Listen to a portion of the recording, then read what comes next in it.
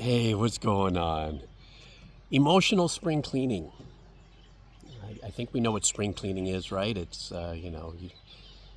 springtime. You start to move the things around that maybe you let pile up a little bit. Physically, I know what spring cleaning is, but emotionally, you know, it's a very unique thing for me. My brain is in a constant flux of metaphoric thinking to get through my day. I'm a theater of the mind guy, and I was looking at myself because I did some spring cleaning. You see, my beard is barely there. That's because I actually shaved it off a couple days ago.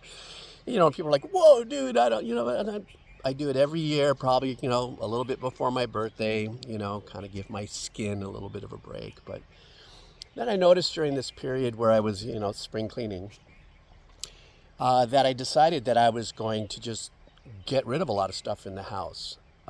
Some of it was like surface stuff that for the last, let's say, 5, 6 months, things on the coffee table, things over here. Oh, I'll get that a little later, that little pile there. And then after I did some cleaning, I did feel like, wow, I've got some space. It feels really good. Even even stuff like taking a pumice stone and getting those little, spots on the sink or something like that. God, I need to just get rid of that. I'm tired of looking at that instead of saying, I'll just do it later. And then when you do the spring cleaning, then you realize, it's really clean. Oh, there's some rust there. Or there's something there that really needs some extra work. And as I'm doing my physical spring cleaning, I am kind of in my theater of the mind thinking of my emotional spring cleaning. Reevaluating the things that I went through throughout the year, the last 6 or 8 months, things that I had no control over and things that I did have control over. And so kind of sussing through that and trying not to get depressed at some of the things where I go, God, I wish I didn't say that, or I wish, oh my God, right? And then just also walking away with some of the wins, right? Oh, okay, that worked out okay.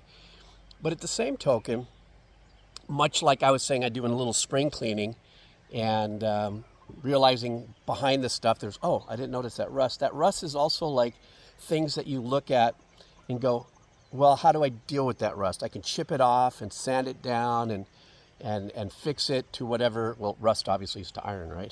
Or metals. But I can make it look good. It doesn't have to be rusty or something, And it started kind of getting me to think while I was doing this crossover, juxtaposition, if you would, of metaphoric and physical spring cleaning. And that was don't ignore the rust. Don't ignore the rust because it'll continue to grind away at the, oh my God, I can't believe I'm about to say this, at the ironclad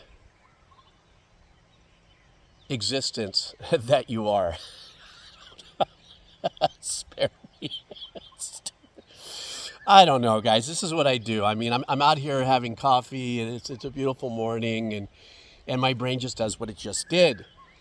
Tries to make sense and tries to be really pretty with the words. I'm not much of a wordsmith. Oh, hello.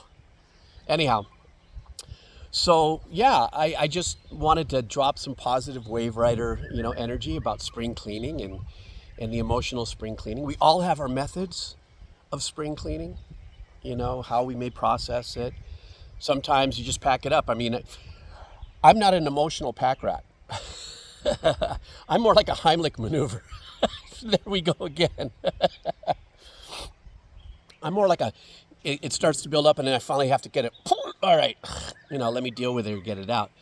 But come to find out, in that kind of, once again, metaphoric relationship to, the reality of my spring cleaning and finding, oh, there's some rust over there. That's bizarre. And I started thinking, yeah, there's some rust that I need to clear out and figure out. I got to stop the rust before it continues to eat through. But yeah, it was just a reflection, I guess, of the spring cleaning and the emotional spring cleaning and the physical spring cleaning, and over a cup of coffee. And I just thought I'd share that with you, Sometimes a brand new outlook for myself in realizing this kind of colors my mind in that theater of the mind, because I'm creative that way, that I have to tell myself a story like that in order to the gratification of cleaning my house was pretty cool. It was like, wow, look at all the space I got. Look what I don't have to be looking at all the time. And the long game gratification is that making me aware that I was a little lazy. I could have just stayed on top of it. Then I wouldn't have to be grinding down on that pumice stone or whatever. And I think that's true for our emotional wellness. How you do it, I don't know. I don't, you know, I don't know what path you will take in a journey of your emotional, health, wellness, and stuff when it comes to dealing with the past and emotions. But for me, you know, it was a cool thing to pick up a mop, the pumice stone, and all this stuff and just get her done. And I felt like I was getting a duality out of it. Anyhow, I hope you guys have an absolute epic day, night, morning, whenever it is you're watching, cup of coffee. Find that beautiful place in your house or that Zen spot, to park. Like I'm a mile, 2 miles away from my house at a botanical garden, just chilling, and get into that Zen space. And clean, spring clean. I'm just saying. All right. See ya.